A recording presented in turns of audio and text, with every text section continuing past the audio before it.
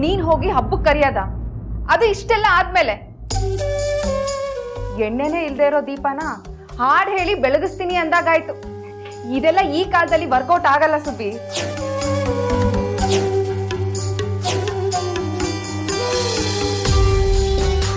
ನಿಮ್ ಸಂಬಂಧ ಅನ್ನೋ ದೀಪನೇ ಆರೋದ್ಮೇಲೆ ಭಾವನೆಗಳು ಯಾವ ಪ್ರಯೋಜನಕ್ಕೂ ಬರಲ್ಲ.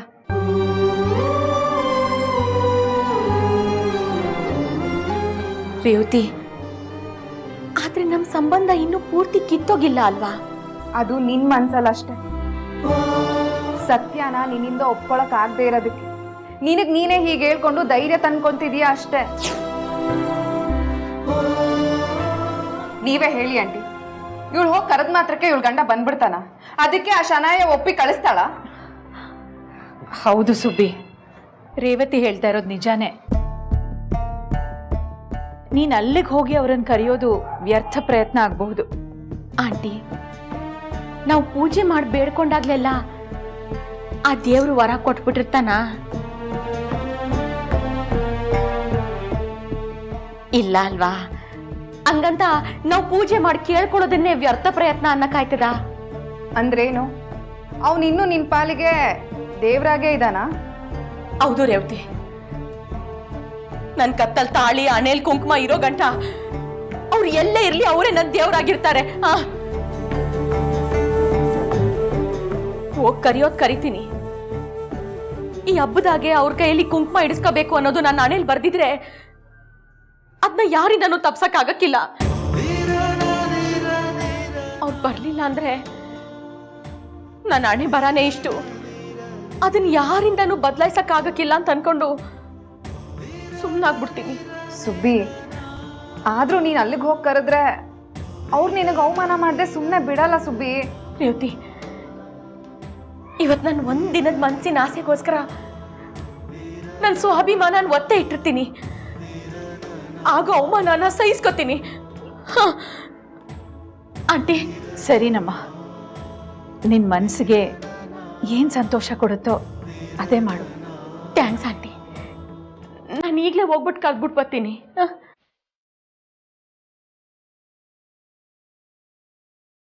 ರೇವತಿ, ನನ್ನ ಹಣೆನಾಗ ಏನ್ ಬರ್ದೈತೆ ಅಂತ ನಾನು ಹಿಂಗಾರ ತಿಳ್ಕೊತೀನಿ. ಹೋಗ್ ಬರ್ತೀನಿ.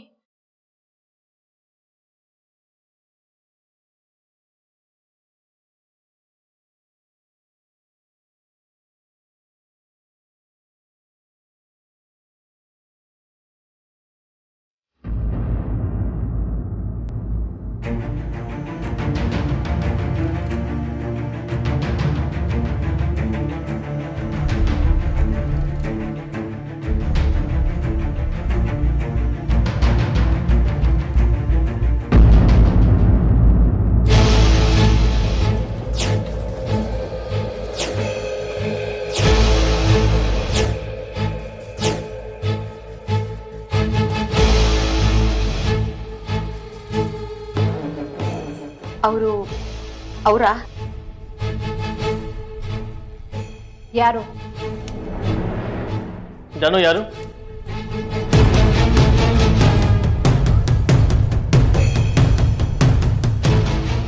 ಇವರೇಯ? ನಾನು ನಿಂತ ಒಸಿ ಮಾತಾಡ್ಬೇಕಿತ್ತು. ಒಳಗ್ ಬರ್ಬೋದಾ?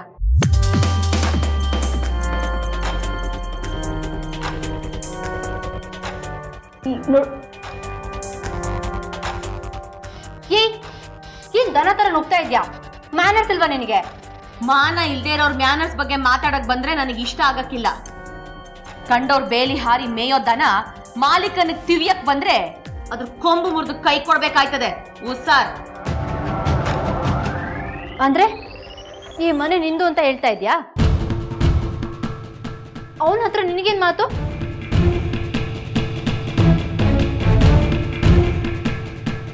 ಅದು ಗಂಡ ಹೆಂಡತಿಗೆ ಸಂಬಂಧಪಟ್ಟ ವಿಷಯ.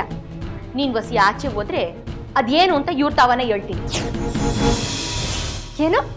ನಾನ್ ಆಚೆ ಹೋಗ್ಬೇಕಾ? ಅವಳೆಲ್ಲೂ ಹೋಗಲ್ಲ. ಅದೇನು ಹೇಳಬೇಕು ಅಂತಿದೆಯೋ ಅವಳ ಮುಂದೆನೇ ಹೇಳು.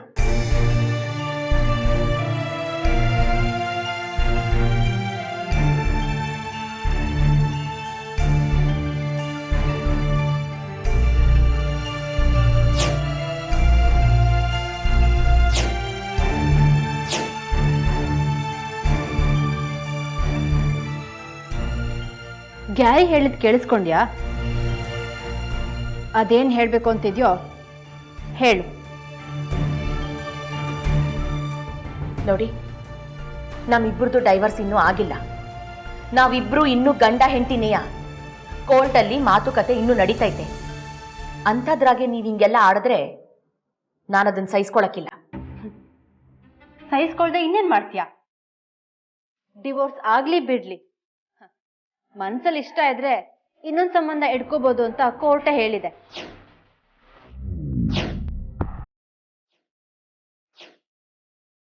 ಗ್ಯಾರಿ, ಅದಿನ್ನೂ ಇವಳಿಗೆ ಗೊತ್ತಿಲ್ಲ ಅನ್ಸುತ್ತೆ. ಅದು ನೀನ್ ಮೊದ್ಲು ತಿಳ್ಕೊ. ಸೊ ಈಗ ನಾನು ಗ್ಯಾರಿ ಒಟ್ಟಿಗೆ ಇರೋದು ಯಾವ ರೀತಿಲೂ ತಪ್ಪಿಲ್ಲ.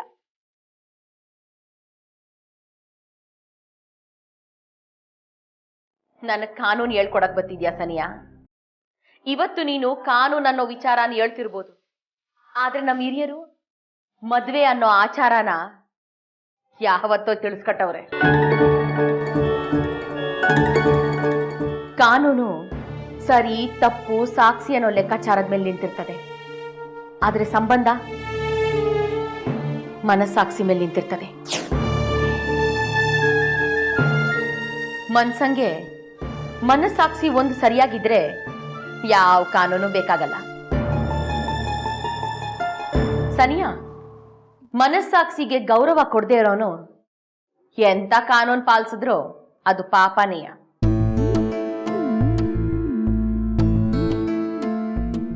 ನೋಡು, ನೀನು ಈ ಭಾಷಣ ಇಲ್ಲಿ ಬೇಕಾಗಿಲ್ಲ. ಅದೇನು ಹೇಳಬೇಕು ಅನ್ನೋದು ಇದೆಯೋ ಹೇಳು. ಇಲ್ಲಿದ್ರೆ ಈಗ್ಲಿಂದ ಇಲ್ಲಿಂದ ಹೊಟ್ಟೋಗು.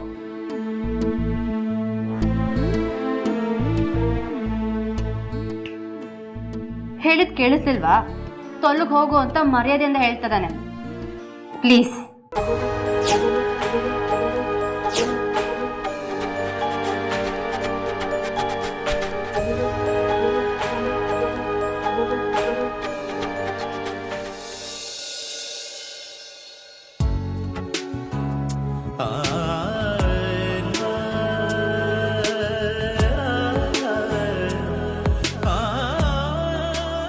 ಆಂಟಿ, ನಮ್ಮ ಸುಬ್ಬಿನ ಅರ್ಥ ಮಾಡ್ಕೊಳ್ಳೋದೇ ಕಷ್ಟ ಆಗ್ಬಿಟ್ಟಿದೆ. ಒಂದ್ಸಲ ನಾನು ಅವ್ರನ್ನ ಮರ್ತಿದ್ದಾಯ್ತು, ಇನ್ನೇನಿದ್ರು ನಾನು ನನ್ನ ಮಗ ಅಷ್ಟೇ ಅಂತ ಹೇಳ್ತಾಳೆ. ಈಗ ನೋಡಿದ್ರೆ ಕೊನೆ ಹಬ್ಬ ಕೊನೆ ಸಲ ಹೋಗಿ ಕರೆದ್ಬಿಡ್ತೀನಿ ಅಂತ ಹೋಗಿದ್ದಾಳೆ. ಮುಂದೆ ಅವ್ರು ನನಗೆ ಎಷ್ಟು ಅವಮಾನ ಮಾಡಿದ್ರು ಪರವಾಗಿಲ್ಲ, ಅಲ್ಲೇ ಎಲ್ಲಾದ್ರೂ ಮೂಲಲ್ಲಿ ಜಾಗ ಕೊಟ್ರೆ ಸಾಕು, ಅಲ್ಲೇ ಇದ್ದು ಬಿಡ್ತೀನಿ ನಾನು ಅಂತ ಎಲ್ಲಿ ಹೇಳ್ತಾಳೋ ಅಂತ ಯೋಚನೆ ಆಗ್ತಿದೆ ನನಗೆ. ನಮ್ಮ ಸುಬ್ಬಿಗೆ ಸಂಸಾರದ ಬಗ್ಗೆ ಪ್ರೀತಿ ಇರೋದು ನಿಜ, ಜೊತೆಯಾಗಿರ್ಬೇಕು ಅನ್ನೋ ಆಸೆ ಇರೋದು ನಿಜ. ಆದ್ರೆ ಅವ್ರು ಮಾಡೋ ಅವಮಾನ ಸಹಿಸ್ಕೊಂಡು ಅವ್ರ ಹತ್ರನೇ ಇರ್ತಾಳೆ ಅನ್ನೋದು ಸುಳ್ಳಮ್ಮ. ನಮ್ಮ ಸುಬ್ಲಕ್ಷ್ಮಿಗೆ ಸ್ವಾಭಿಮಾನ ಸ್ವಲ್ಪ ಜಾಸ್ತಿನೇ. ಇವತ್ತು ಒಂದಿನದ ಮಟ್ಟಿಗೆ ಅದನ್ನ ಗಂಟು ಕಟ್ಟಿ ಮೂಲೆಯಲ್ಲಿ ಇಟ್ಟಿದ್ದಾಳೆ ಅಂದ ಮಾತ್ರಕ್ಕೆ ತಾನು ಮೂಲೆ ಸೇರ್ಕೋತಾಳೆ ಅನ್ನೋದು ಮಾತ್ರ ಸುಳ್ಳಮ್ಮ. ಚೇಚೆ, ನಾನು ಹಾಗೆ ಹೇಳಿಲ್ಲ ಆಂಟಿ.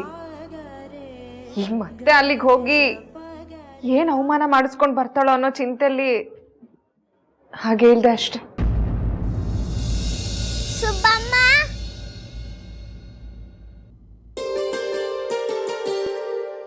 ಬಾಪ ಅರುಣ್, ಚೆನ್ನಾಗಿದ್ದೀರಾ? ಚೆನ್ನಾಗಿದ್ದೀವಿ, ನೀವು ಹೇಗಿದ್ದೀರಾ? ಚೆನ್ನಾಗಿದ್ದೀನಿ. ಇವರು ಆಂಟಿ, ಇವ್ರು ನಮ್ಮ ತಾಯಿ. ಓ, ನಮಸ್ಕಾರ. ನಮಸ್ಕಾರ. ನೀವು ಬಂದು ತುಂಬಾ ಸಂತೋಷ ಆಯ್ತು. ನಮಸ್ತೆ ಆಂಟಿ. ನಮಸ್ತೆ ಮಾ. ಹೇಗಿದ್ದೀರಾ ರೇವತಿ ಅವರೇ? ಚೆನ್ನಾಗಿದ್ದೀನಿ ಸರ್, ನೀವು ಹೇಗಿದ್ದೀರಿ? ಚೆನ್ನಾಗಿದ್ದೀನಿ. ಆಮೇಲೆ ಆಯ್ ಬಾಯ್ ಎಲ್ಲ ಮಾಡ್ಕೊಳ್ಳಿರಂತ ಫಸ್ಟ್ ಸುಬ್ಬಮ್ಮ ಹೇಳಿ ಅಂತ ಹೇಳಿ. ಹೌದು, ಎಲ್ಲಿ ಸುಬ್ಲಕ್ಷ್ಮಿ ಅವ್ರು ಕಾಣ್ತಿಲ್ವಲ್ಲ, ಮನೇಲಿಲ್ವಾ?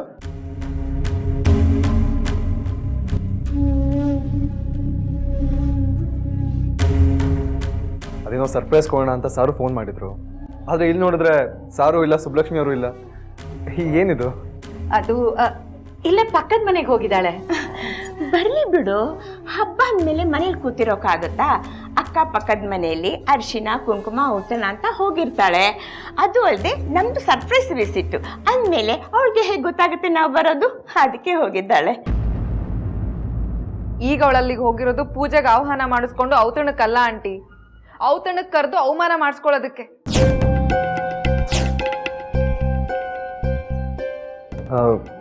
ಅರ್ಥ ಆಗಲಿಲ್ಲ. ಅದೇಪ್ಪ, ತನ್ನ ಗಂಡನ್ನ ಪೂಜೆಗೆ ಕರಿತೀನಿ ಅಂತ ಹೋಗಿದ್ದಾಳೆ.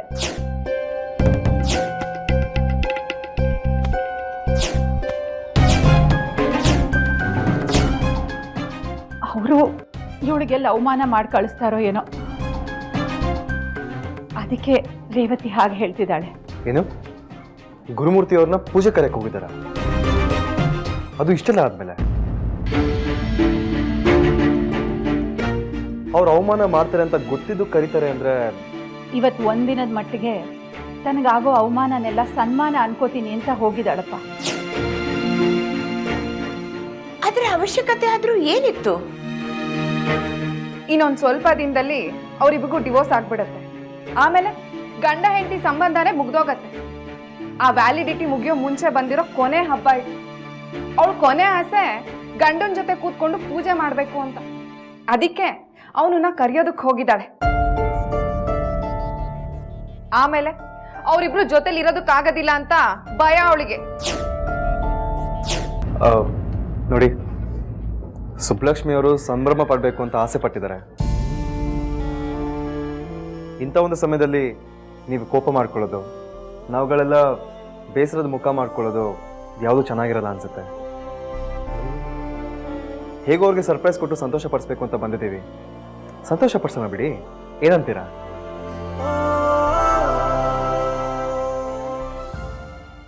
ನೋಡು, ಬೆಳಗ್ಗೆ ಹೀಗೆ ಬಂದು ನಮ್ಮ ನೆಮ್ಮದಿ ಹಾಳು ಮಾಡ್ಬೇಡ.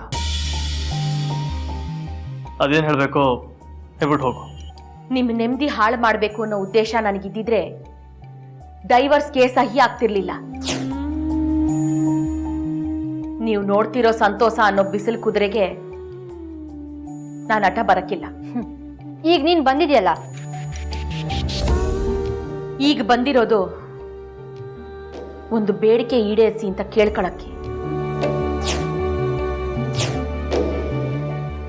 ಹಂಗ್ ಕೇಳ್ಕತ್ತಿದ್ದೀನಿ ಅಂದ ಮಾತ್ರಕ್ಕೆ ನಾನ್ ಸೋತೆ ಅಂತ ಅನ್ಕೋಬೇಡ ಸನ್ಯಾ. ಹಬ್ಬದ ದಿನ ಸಂಬಂಧದ ನೆನಪುಗಳು ನನ್ನ ಸ್ವಾಭಿಮಾನನ ಅದುಮಿಟ್ಟವೆ.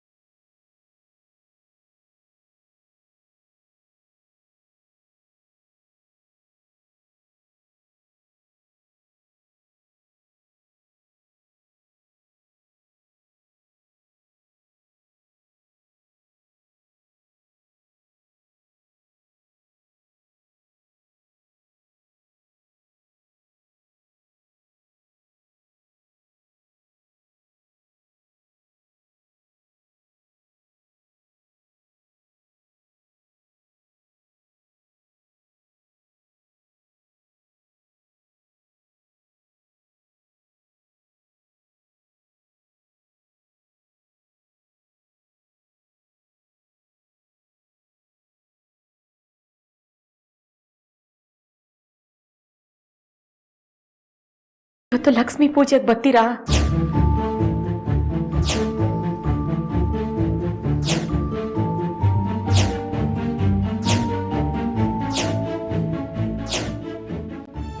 ನನ್ನ ಮಾಂಗಲ್ಯಕ್ಕೆ, ನನ್ನ ಹಣೆಗೆ ನೀವೇ ಹಕ್ಕದಾರರು.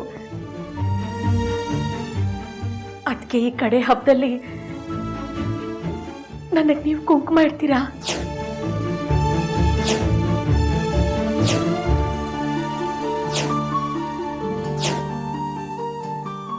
ಬನ್ನಿ. ಗ್ಯಾರಿ, ನೋ, ಗ್ಯಾರಿ ಎಲ್ಲಿಗೂ ಬರಲ್ಲ.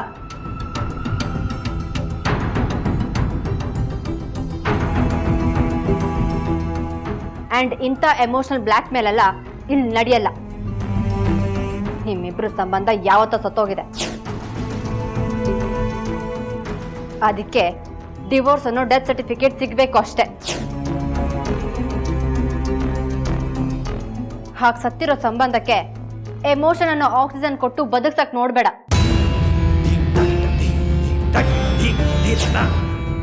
दी ನಿಜ ಸನ್ಯಾ.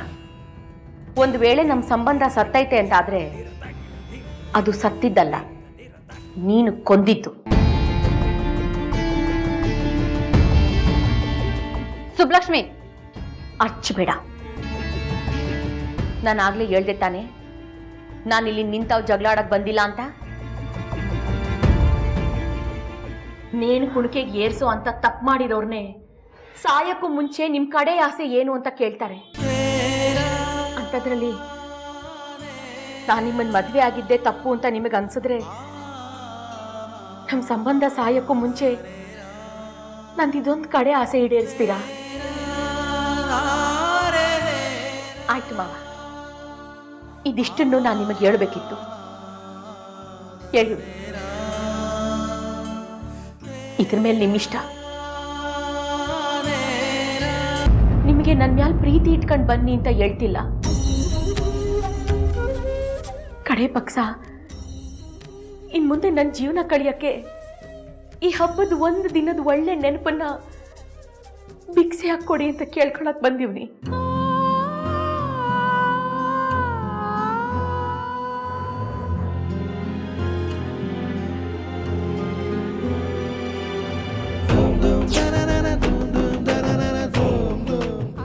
ಬರ್ತೀನಿ.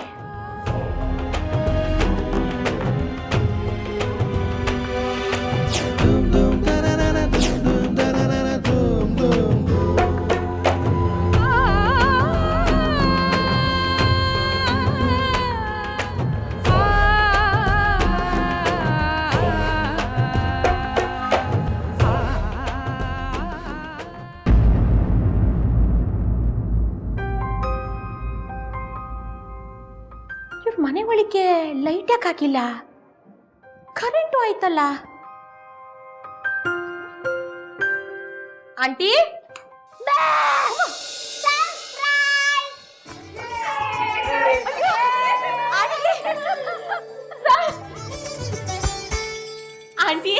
ಇದೆಲ್ಲ ನಿಮ್ ಅರುಣ್ ಪ್ಲಾನ್ ಅಮ್ಮ.